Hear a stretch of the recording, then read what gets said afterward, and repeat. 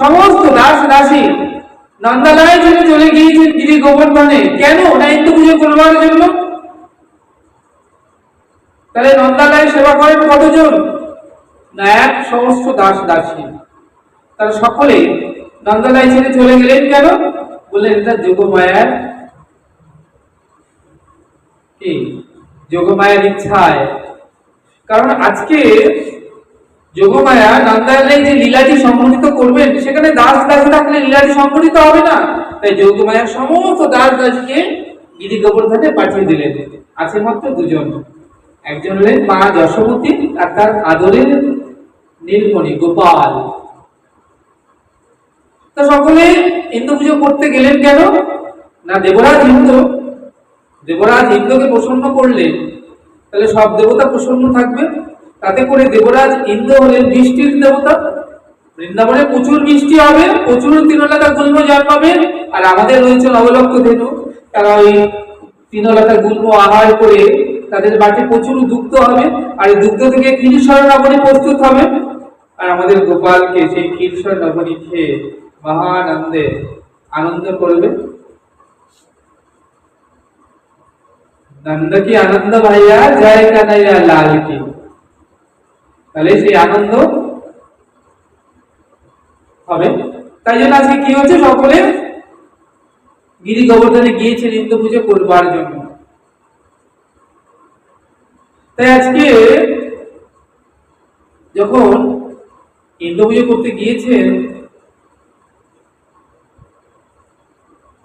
মা যশোমতী কি করছেন না ওই পালঙ্কের উপরে শুয়ে আছে কে? গোপাল। আর মা যশোমতী মনে মনে ভাবছে, আমার তো একটু গোপাল সেবা করার ভাগ্যই হয় না। কারণ যে গিরে 100 দাস দাসী সেবা করে, কিছু মা যদি কিছু আনতে যায়, দাসী বলো আমরা কি জন্য রয়েছে, তারা সেবা করে, সকলেই সেবা করছে। মা যশোমতী ভাবছে যে আমার একটু গোপাল সেবা করার সৌভাগ্যই হয় না। তাই মা যশোমতীর অন্তরে আজকে গোপাল সেবা করার একটু বাসনা হয়েছে। কেন? না বৃন্দাবনের ব্রজমায়েরা তারা প্রত্যেক দিনই আসেন, প্রায় আসেন। বৃন্দাবনের ব্রজমায়েরা প্রায় দিন এসে তারা নানান অভিযোগ করেন গোপালের বিরুদ্ধে। ব্রজমায়েরা সব আজকে দল বেঁধে এসেছেন, ডাকছে,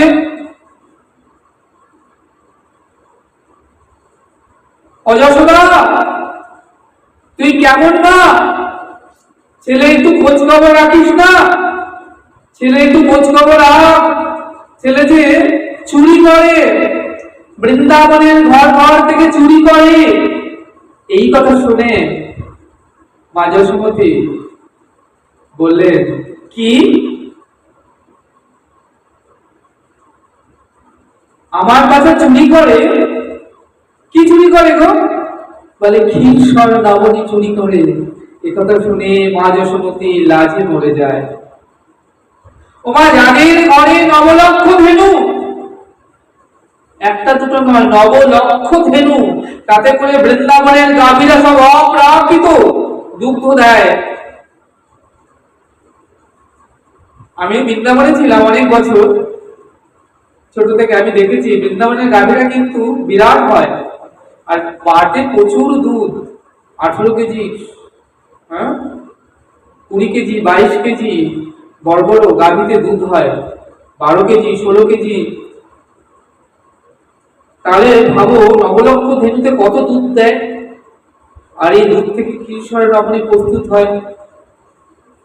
কিছু ক্ষীরসর নবনী মথুরার হাটে যায় তারা বেচিকিনি করতে, বিকিকিনি করে তারা, আর বাকি তো সবই নন্দন গোপালের সেবাতেই লাগে ক্ষীরসর নবনী। তো মা যশোমতী একথা শুনে আজ লাজে পড়ে যায়। বলে, কি তোরা কি বলছিস? রাজার ছেলের নামে এত বড় অপবাদ? তো মা যশোমতী বলছে যে আমার বাচ্চা তোদের ঘরে ক্ষীরসর নবনী চুরি করতে যায় কখন? দিনে যায় না রাত্রে যায়? মা যশোমতী মনে মনে ভাবছে, যদি বলে রাত্রে যায় তাহলে ভাববো এরা নির্ঘাত মিথ্যে কথা বলছে। কারণ আমার 10টা নয়, 5টা নয়, একটাই আদরের গোপাল, আমার নয়নমণি, সারা রাত আমার বক্ষে মাথাটি রেখে ঘুমিয়ে থাকে। তাহলে চুরি করতে যায় তখন? বোঝে মায়েরা বললেন, দিনে নয়, রাত্রে নয়, দিনে চুরি করে। এ কথা শুনে মায়ের মুখটা একটু মলিন হয়ে গেল। বললেন, যশোদা তুই কেমন মা? এবার একটু ছেলের খোঁজ খবর রাখ। যখন বলেছেন যশোদা তুই কেমন মা, উনি স্বাস্থ্য মূর্তিমন্ত হয়ে গিয়েছেন। বলছে, যশোদা কেমন মা এ কথা বলতে আমার বড় স্বাদ জেগেছে, এ কথা আমায় বলতে দাও। শাস্ত্র বলছে, জানো যশোদা কেমন মা? যশোদা এই জগতে মায়ের মতো মা নয়, যশোদা গোপালের বহু সাধন করা মা। যশোদা গোপালের সাধন করা মা, কোটি কল্পকাল সাধন করে তবে গোপালকে কোলে পেয়েছে। এই জগতে আমরা যারা মা হয়েছি, এই জগতে যারা মা হয়েছেন, তারা কেমন করে মা হয়েছেন? না কাম কামনার দ্বারে গিয়ে মা হয়েছেন। যশোদার কাম কামনা নাই, কারণ যেখানে কাম কামনা থাকবে সেখানে তো আবার গোবিন্দ কখনোই আসবেন না। তিনি শুদ্ধারতি শুদ্ধামতি ছাড়া সেখানে, যেখানে শুদ্ধারতি শুদ্ধামতি নেই সেখানে গোবিন্দ আবার আসেনি না। এই জগতে মায়েরা কামনার দ্বারে গিয়ে মা হয়েছে। তাই শাস্ত্র বললেন, জীবের জন্ম হয় কামে আর ভগবান আবির্ভূত হন প্রেমে। তোমরা তাকিয়ে দেখো না, এই জগতে যারা মা হয়েছেন সকলে কাম কামনার দ্বারে থেকে মা হয়েছেন। দেহে যখন কামনার সৃষ্টি হয় অর্থাৎ বিকার হয়, তখন কি হয়? একটি বিপরীত দেহ লাগে। দেহের সঙ্গে দেহের মিলনে, ধাতুর সঙ্গে ধাতুর মিলনে একটি নবজাতক সন্তানের সৃষ্টি হয়। কিন্তু মা যশোমতী এমন করে মা হয়নি। তিনি হৃদয়ের শুদ্ধান্ত করে প্রেম ভক্তিতে ভগবানকে লাভ করেছেন, কেঁদে কেঁদে নয়নে জলে। ভগবান কিন্তু কাম কামনার অধীন নয়।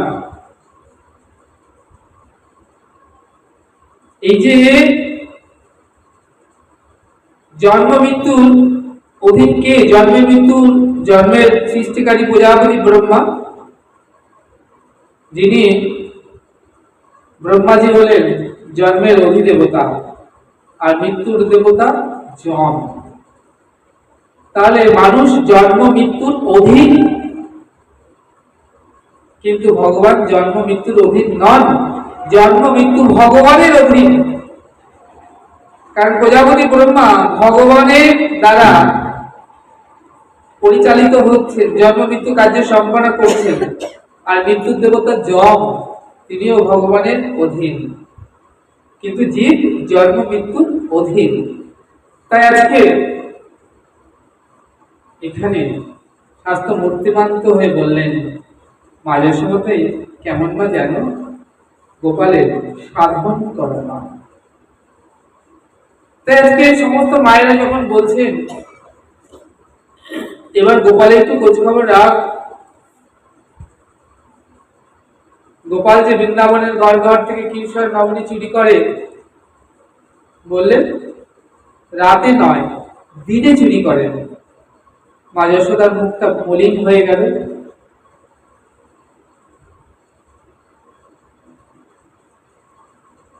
স্বাস্থ্য মূর্তিমন্ত হয়ে বলছেন, ওমা তোমার গোপাল চোর বটে, কিন্তু তোমার গোপাল কোন কাঙালের ঘরে চুরি করতে যায় না। এই জগতে চোরেরা কখনো কাঙালের ঘরে চুরি করতে যায় নাকি? তারা দেখে ধনী বাড়ি কোনটা, কারণে অর্থ আছে। তোমার গোপালও কিন্তু মা কাঙালের ঘরে চুরি করে না। ধনীর ঘরে চুরি করে। চোরেরা চুরি করতে এসে দেখে কোন ঘরে আলো জ্বলছে, সে ঘরে আর যায় না, ভাবে সজাগ আছে। আধার ঘরে তারা কি করে? চুরি করে। অনেকদিন আগে শুনেছি আমি, মাটির ঘরে শীত কেটে চুরি করতো চোরেরা। জানো, মাটির ঘর থাকতো, মাটির দেওয়াল, মাটির ভিত, তারা কি করতো? চোরেরা শীত কেটে ঘরের মধ্যে কি উঠে পড়তো বাইরে দিয়ে, চুরি চুরি করে ওখান থেকে আবার পালিয়ে যেত মাটির ঘরে শীত কেটে। তাহলে বললেন যে তোমার গোপাল আধার ঘরে চুরি করে না। বললেন যার হৃদয়ের ঘরখানি তব অন্ধকারে ঢাকা, কাম কামনায় ঢাকা, অজ্ঞান আধারে ঢাকা, বাবা তোমার গোপাল কিন্তু সেই আধার ঘরে চুরি করে না। যারা আলো জেলে বসে আছে, যারা ভক্তির প্রদীপ জেলে বসে আছে, যারা কৃষ্ণ নামের প্রদীপ জেলে বসে আছে, তোমার গোপাল তাদের ঘরে গিয়ে চুরি করে।